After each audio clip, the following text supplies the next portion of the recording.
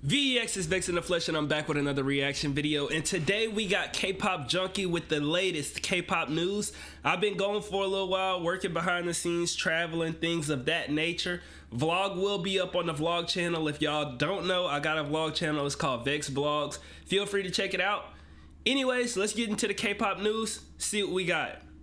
The same company responsible for distributing BTS Jimin's latest single had to apologize to Jimin because of their own executive. This week saw the release of Jimin's pre-release single featuring Loco. Well, y'all let me know in the comments section. Don't go down there and be overly negative. Just let me know, did you like this song by Jimin or did you not like it? I haven't checked it out yet, but I was over there on Twitter. Twitter be a little bit wild, so I take everything that I see on Twitter with a grain of salt, but people were saying that they wasn't necessarily rocking with this song.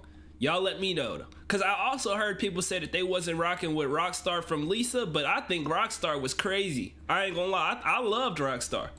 Before its release, a fan tagged Geffen Records, Universal Music Group, and the head of streaming asking where the iTunes pre-orders were for the song. Surprisingly, the head of streaming actually responded to the fan, however, not answering the question, rather linking another song by Gracie Abrams featuring Taylor Swift with the comment, "Song of the Year." This garnered backlash. What? Nah, I ain't gonna lie. This is actually wild stuff right here. They asked you for the pre-order for another person's song and you threw an alley-oop to another artist? That's crazy. Nah, this is not what you're supposed to do. And I feel like they didn't necessarily have bad intentions, but this is literally not what you're supposed to do. You might as well not have said anything. For being dismissive, mocking, and unprofessional, especially from an executive of a company that is distributing Jimin's song. The heat was so bad that he deactivated all of his socials, including his LinkedIn. This week, Geffen Records will put out an apology, Bro, the K-pop community does not play when it comes to the boycotts, when it comes to holding people accountable. They gonna handle business. acknowledging the mistake by one of their employees, saying it does not reflect the view of their company. He is apparently being addressed directly, and they are trying to make sure this doesn't happen again. Something else that had to be addressed was a post that started circulating from a verified account accusing the Kingdom's Hwan of working at a host bar during his promotions as an idol, as well as ghosting them after sex. They go into a lot of detail about his alleged side job, which is apparently an all-night drinking room known for offering male companionship as a service for women who are willing to pay. Many people were skeptical. Wait, what? I didn't even know this was a thing. Ladies, now, I'm familiar with, the opposite, guys paying for the coochie, but I didn't know that girls be playing for the duh. Hold up, ladies. I promise you don't have to stoop to that level to pay for it, bruh. I promise you, I ain't gonna lie, if you in America, you do not have to do all of that. I don't know about other countries. These men out here be thirsty. I happen to not be a part of that. I'm on my spiritual journey. I try not to get into those types of activities. I try to really, really be focused until God bring the person into my life who I can really, But bruh, I didn't know this was a thing genuinely, for real. As the poster didn't really have any evidence to back these claims, and some of the information didn't line up. This got to the point where GF Entertainment had to put out a statement announcing their plans to take urgent legal action and request a criminal complaint against the malicious postings. Dang. We have some health updates and idols we might not be seeing for a while. Recently, while RIIZE were performing on a new program that's trying to change the music show experience, Anton can be seen slipping and taking a hard fall on the ground. Anton, what are they trying to do to change the experience? Because this looked like a regular show from this perspective. Taking a hard fall on the ground. Anton was able to get back up and finish the performance, but fans were still extremely concerned. Luckily, he would later get on Weverse, explaining the stage was a little slippery, but that he was okay. Unfortunately, NMIXX Haewon did sustain a minor back injury during a recent practice session, and while her everyday life will not be affected, the doctors have advised her to refrain from excessive movements. As a result, she had to perform seated during their recent schedules. We had 2 military enlistments this week, as SF9's Daewon and Omega X's Huichan have officially began their mandatory services. SF9? And finally, we unfortunately... Bruh, the crazy thing is, I gotta get into more like shows like Kingdom and other things like that, because I literally learned about SF9 through Kingdom, bruh. That's the crazy thing. I gotta get more into like the shows and things like that.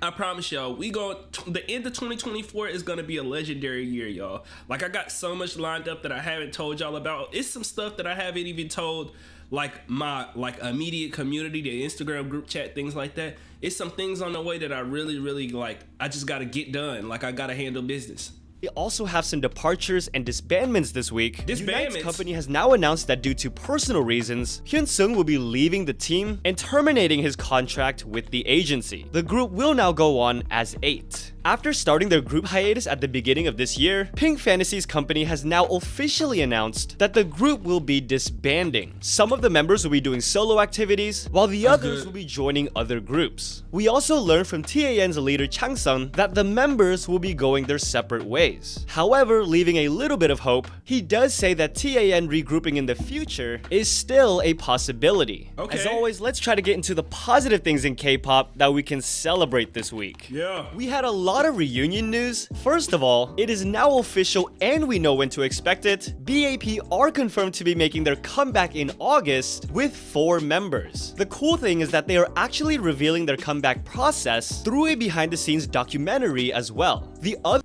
Bro, whenever they do stuff like this, I always appreciate it because they didn't have to do this. They could have did it lazy. They could have just act like, oh, we about to do a comeback, this, that, and the other. They doing a docu-series. This is like attention to detail. All of the people who fans of them, because some of these groups I don't know, whoever is a fan of them, appreciate this because you don't get the time back, and they took their time to make sure that this comeback was well thought out and well executed. Other reunion news is that Lovelies have performed together for the first time in 3 years. The girls couldn't help but break into tears, along with their fans who showed up to support them after all this time. Congrats to the girls who made it to the final lineup of Island 2, who will be debuting together as IZNA. While we wait for that, this was a gigantic week of comebacks and releases. Just to name a few, Blackpink Lisa's solo comeback, of course BTS Jimin featuring Loco, the day Boy Next Door. I didn't know Boy Next Door did something. Hold up. I be liking to look at the new songs and stuff. I've Summer Festa. the solo comeback, of course BTS Jimin featuring Loco, the debut of HYBE's newest international girl group, Somebody told me to react to that. NCT Wish, Stray Kids Han released a surprise song, Kiss of Life is back, Stacy is finally back, Baby Monster, Apink Chorong's first solo song, Icon. Where do I know Lee Chae-young from? I swear I've said that name, heard that name.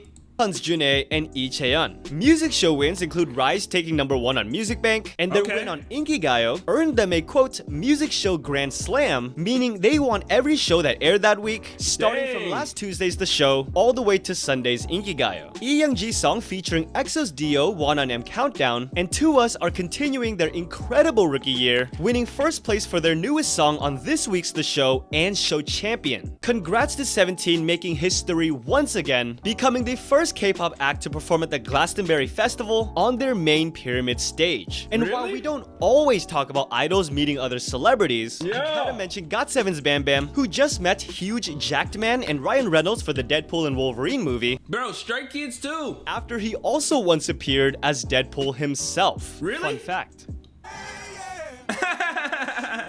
떨어졌어요. 팬데믹이었어요. Bro, that's fire.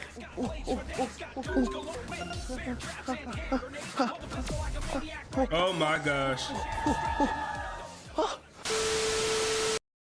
Y'all, I got a question. This has got nothing to do, well, it kind of got to do with the video, but my question is, what is the difference between blue screen and green screen? Obviously, if you're going to be in a green outfit, you can't do green screen, and I'm a camera nerd, but if any of y'all happen to be more of a camera nerd than me, why would you use blue screen over green screen? I feel like green screen would be more useful because most of the time you don't use like a bright green for like your clothing. I don't know. Anyways, how y'all felt about this week's news? Is there anything that I missed? Is there anything that you want to give your input on? Let me know in the comment section below, and I'll catch y'all in next week's K-pop news.